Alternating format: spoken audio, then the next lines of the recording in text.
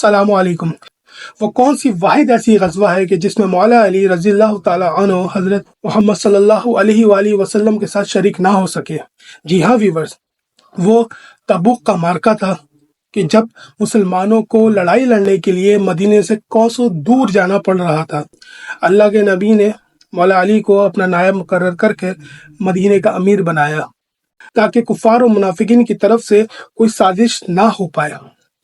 لیکن مولا علی تو رسول اللہ صلی اللہ علیہ وآلہ وسلم سے کافی محبت کیا کرتے تھے۔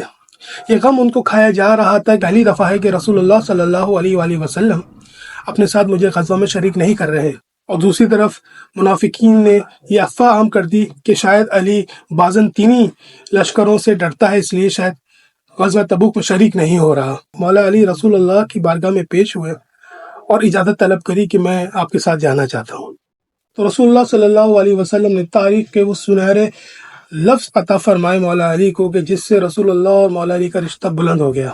رسول اللہ صلی اللہ علیہ وآلہ وسلم نے فرمایا کہ علی، کیا تم اس بات سے راضی نہیں کہ تمہیں مجھ سے وہی نسبت ہے جو ہارون علیہ السلام کو موسیٰ علیہ السلام سے تھی، لیکن میرے بعد کوئی نبی نہیں؟